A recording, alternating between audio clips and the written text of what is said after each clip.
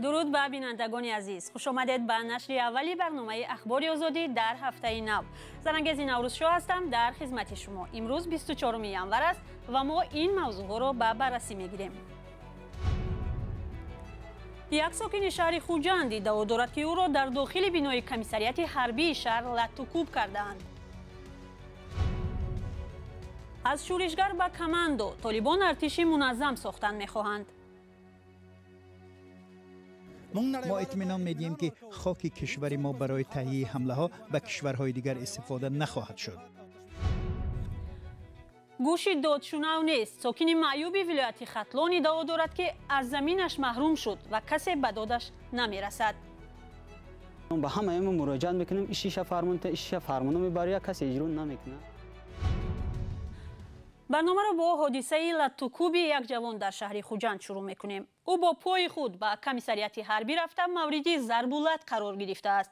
این جوان تاجیک ادعا دارد که برای یک کارش به کمیسریت رفت و مجبورش کردند امضا گذارد که در موسم بهاری اختیاری به خدمت می رود.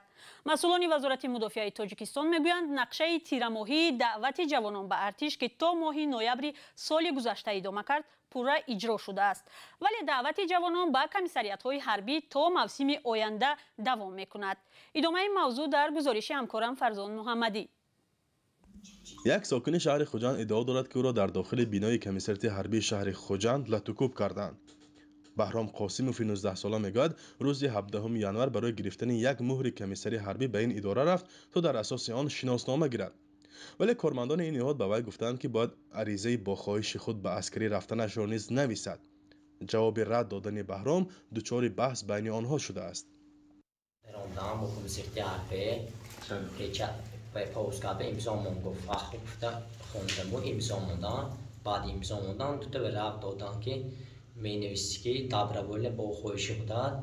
خدمت به میرم گفته من نمی‌نویسم، با خواهش خودم نمی‌کنم. نمیشد عریضه نویس که من دست میکشم گفته خدمت نویس، من دست نمیکشم، من میپرسم با اپریل به 1 اپریل به همینجور دعوت کردم میبیام خودم. ادامه بحث بهرام قاسموف با کارمندان کمیسریت حربی با زنازنی انجام یافته است. به نقل جوان پیوندانش او را به تشخیصگاه برده و بعدا وی در بیمارخانه شهری بستری گردیده است.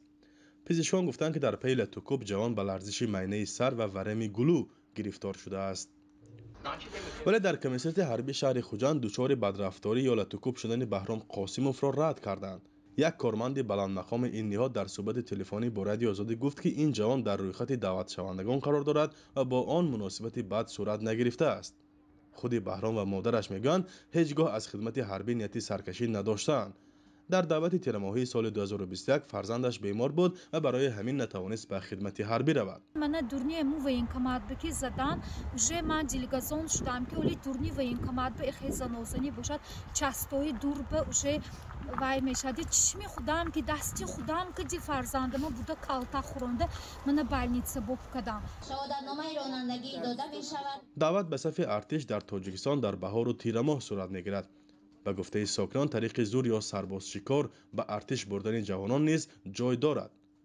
موضوع جلب جوانان به ارتش در تاجیکستان سالها باز داغ میماند. شرایط نامناسب، بدرفتاری با سربازان، بهتر سالاری یا ددفشینه و مرگ یا معیوب شدن جوانان در قسم‌های حربی از سبب‌های اصلی سرکشی جوانان از خدمت در ارتش تاجیکستان گفته می شود. فرزان محمدی، رادیو آزادی، شهر خوجند. گزارش فرزان محمدی را تماشا کردید. ضمناً به گفته همکاری ما جوانی لطوکوب شده از بیمارستان رخصت شده است. یک هیئت طالبان و دیپلمات‌های غربی امروز در نروژ درباره بحران بشری و حقوق انسان در افغانستان گفتگو می‌کنند. مذاکرات پس درهای بسته میان 15 عضو طالبان و نمایندگان ایالات متحده، فرانسه، آلمان، ایتالیا و نروژ برگزار می‌شود. در همین حال طالبان تلاش دارند که گروه‌های آشوبگر پراکنده را در زیر پرچم یک ارتش متحد جمع آورند. هدف تامین امنیت افغانستان است یا تهدید به همسایگان؟ گزارش شهلای گلخواجه در این باره است. моҳи равон толибони силоҳбада савори мошинҳои зирепӯши истеҳсоли амрико дар кӯчаҳои шаҳри хусти афғонистон гашт ва ё паради низомӣ доир намуданд. این یک نمونه خردی سلاح و مهمات و تکنیک است که طالبان در ماه آگوست سال گذشته هنگام فروپاشی حکومت رو به غرب افغانستان غنیمت گرفتند. اکنون با این سلاح و مهمات زمانوی طالبان می‌خواهند این گروه آشوبگر همچون ارتش منظم روی کار آیند. 12 ینور 150 طالب سلاح‌بدست تعلیم 3 ماهه نظامی را ختم نموده به واحدهای تعیینات خاص یا خود کماندو نامنویس شد. حاضر ما پره آماده ایم وظیفه‌های آمیخته و دشوار را اجرا کرده هر گونه تهدید را زیر نظارت قرار دهیم. ما توسط عملیات گستاخانه دشمنان دینمان، وطنمان و مردم مسلمان را محو می‌کنیم. اما سوال این است که آیا طالبان خواهند توانست که این تجهیزات معاصر نظامی را مورد استفاده قرار دهند؟ تا کنون خلبان‌های طالبان فقط چرخبال‌های می-17 روسی را استفاده می‌برند. مشاوران نظامی امریکا کارمندان فنی زیادی را تربیت کردند و حالا شماری از آنها به طالبان پیوستند. بر علاوه طالبان می توانند از کشورهای اروپای شرقی برای چرخبال‌های می-17 قسم‌های احتیاطی دریافت کنند. از این رو فکر می کنم آنها استفاده این چرخبال‌های روسی را تا مدت ادامه می دهند. تشکیل ارتش منظم یکی از تلاش‌های اساسی طالبان برای کسب نفوذ بین‌المللی بوده است. فرمانده این گروه اسلامی تاکید می کند که تشکیل ارتش برای نظم و ثبات داخلی هم ضرور است. ما از تمام جوانان قوم و قبیله های افغانستان دعوت می کنیم که به ارتش پیوندند. بیاید همه افغان ها را متحد و ارتش نیرومند و منظمی بنیاد کنیم که با تمام عالم سبقت کند. کارشناس آمریکایی میگوید اگر طالبان ارتش منظم برپا کنند در کوتاه مدت امنیت منطقه تحکیم می‌یابد. اگر طالبان نیروی منظم امنیتی تشکیل کنند و امکان ندهند که گروه‌های به مانند دهشت افکنان دولت اسلامی توسعه یابند و امکان ندهند که باز یک جنگ نوی برادرکشی سر زند، در کوتاه مدت امنیت منطقه توسعه می‌یابد. ولی در دراز مدت این نیرو به همسایه کشورهای به مانند پاکستان و ایران یک تهدید خواهد بود. طالبان با این کشورها در مسائل به مثل مرز و مهاجرت اختلاف دارند.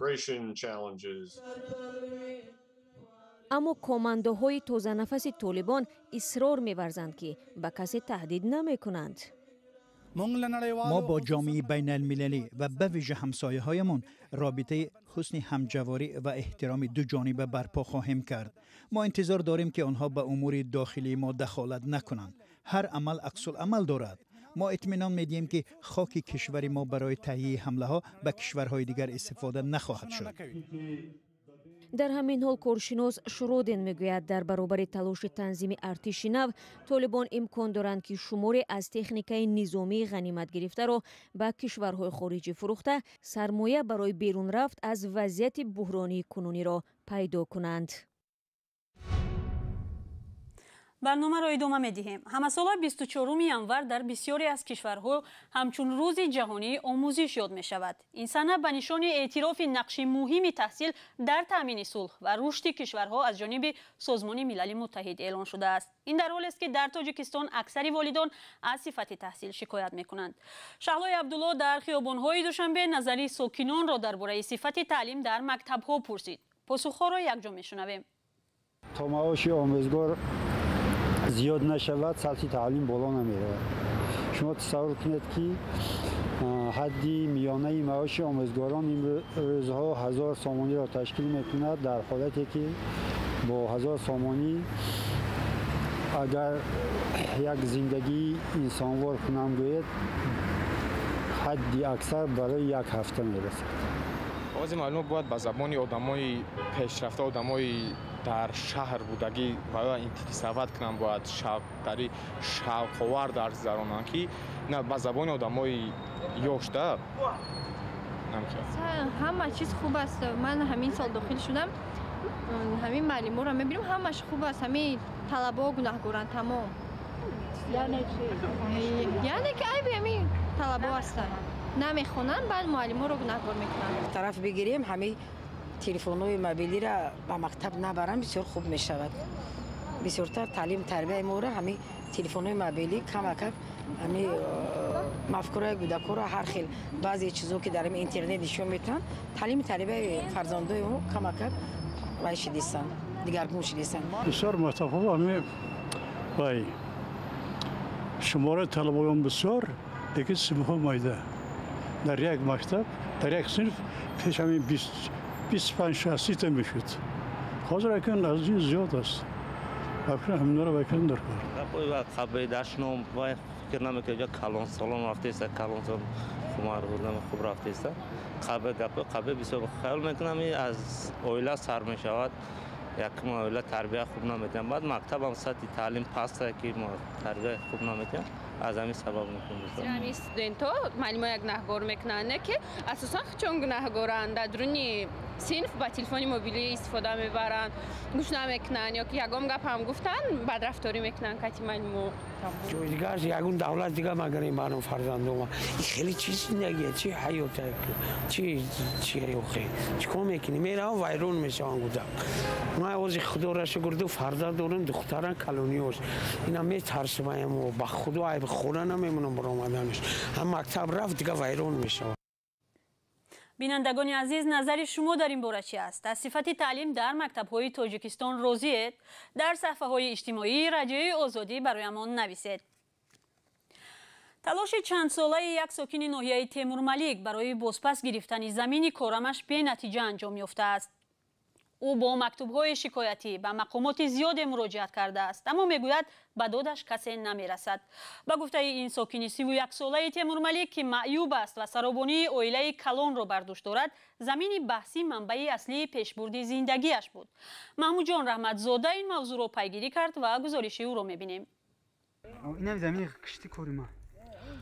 حسین خولوف ساکن 31 ساله جماعت کنگوتی ناحیه تیمورملیک هر روز از این بلندی زمینی سابقش را نگاه می تشکیل کرده است.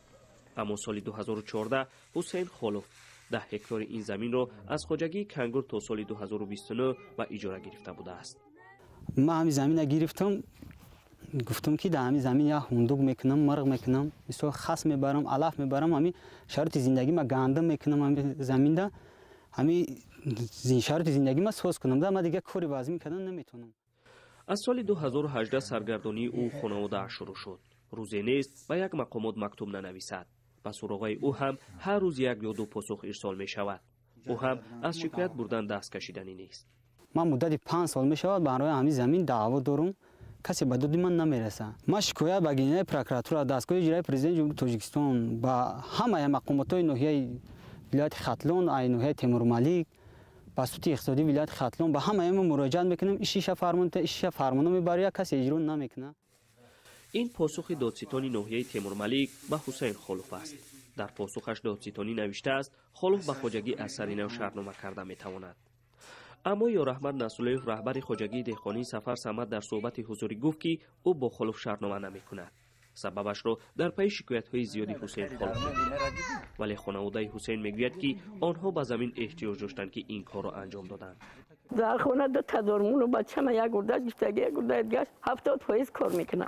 کار کردن نمیتونه. همین زمین بنده همون گرفته بود که همجا برام یاد زندگی ما برام یاد رزق روزی من برای مورم خیلی کردن زمین پیش کردن ندادن. عقلا نپرسیدن که همین زمین ما دست تو بگیریم یا نگیریم. حسین خولوف سال 2011 یک گرده‌اش را از دست می‌دهد. حالا معیوبی گروهی دوم است. محمود جان رحمتزاده، آزادی، کنگور. ورزشکاران تاجیک در بازی‌های 24 زمستانه المپی در پکین اشتراک نمی‌کنند. مقامات گفتند که آنها نتوانستند معیارهای المپی را برای دریافت راهخط به المپیاد سال 2022 اجرا کنند. این مطلب آخری برنامه امروز بود. خبر و گزارش‌های دیگر را می‌توانید از سامانه رادیوی آزادی با نشانی www.azadi.org پیدا و تماشا و مطالعه کنید. برای دیدن گزارش‌های ویدیویی به صفحه آزادی ویدیو در یوتیوب سر بزنید. برایتان هفته با برار و روز و روزگاری خوش می‌خواهیم. خدا نگهدار.